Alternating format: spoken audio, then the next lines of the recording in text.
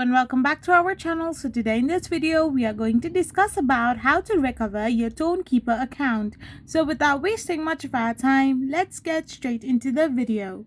So to recover your Tonkeeper account, it's really simple. All you gotta do is simply tap open your Tonkeeper app. Once you open it, you can find this kind of interface. There you can find two options: create new wallet and import existing wallet. So to recover your Tonkeeper account, you need to tap on import existing wallet.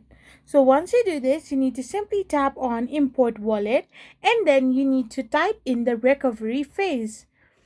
So to restore access to your prior wallet, simply enter the 24 or 12 secret recovery words that had been given to you when you first created that particular wallet.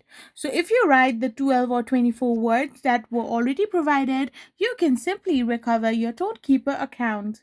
I hope you found this video helpful, so don't forget to hit that subscribe button and do give us a thumbs up.